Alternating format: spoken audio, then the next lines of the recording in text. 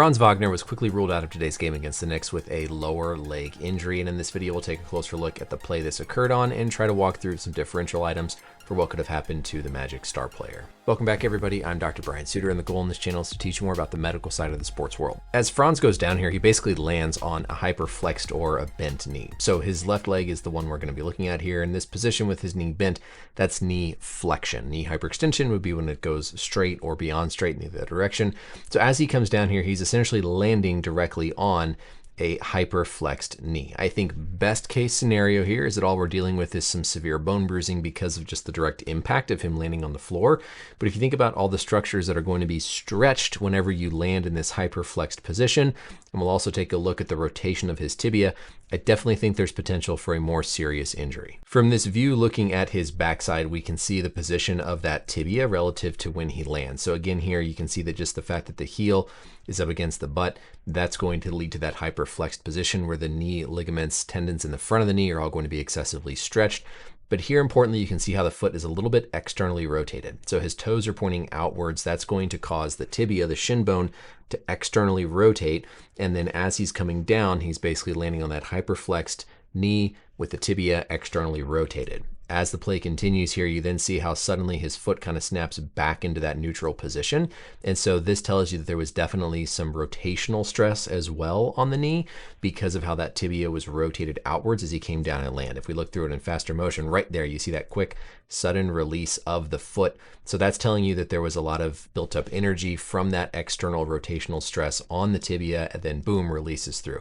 So we've got to be thinking about what could cause damage when the knee is hyperflexed and when the knee is loaded in an externally rotated position. The main things that come to mind in those situations are a stretch or a tear of the quadriceps tendon, the patellar tendon, or an injury to his MCL ligament. So the quadriceps tendon is going to connect the muscles in the thigh, the quad muscles, down to the kneecap. So the quadriceps tendon is above the kneecap. Whenever you excessively flex or bend the knee, it's going to stretch that quadriceps tendon. And then down lower below the patella, inserting on the tibial tubercle, you're going to have the patellar tendon. Both of those structures are going to get stretched the same degree whenever you hyperflex or bend the knee. So landing when it's already hyperflexed can stretch those structures beyond what they're capable of handling, potentially leading to some degree of strain, rupture, etc. of the patellar or the quadriceps tendon. Regarding the MCL, whenever the tibia is externally rotated and you land, that's going to put some stress on the MCL. And so I think there's another possibility here that the MCL could be injured because of that external rotation that we saw with his tibia that then released as his weight came off of his knee. Remember too that the deep layers, the underside of the MCL, anchor into the medial meniscus. And so anytime there is a hyperflex position load on the MCL, you can also cause damage to the underlying meniscus. The big injuries people think about, like ACL tears, PCL tears, I didn't see anything that would raise my concern for an ACL tear. Typically the ACL is actually in more of a relaxed position whenever the knee is bent like this compared to when it is straight. Now landing directly on the knee can certainly cause trauma to the PCL because of how the PCL is trying to prevent the tibia from going backwards. However, the combination of the hyperflexion, where really his tibia couldn't travel any further because it was braced up against the thigh, I think makes that less likely. So again, I think I'm hopeful here. Best case scenario, this is just some significant bone bruising. The mechanism, that hyperflexion, makes me think about quadricep tendon, makes me think about patellar tendon.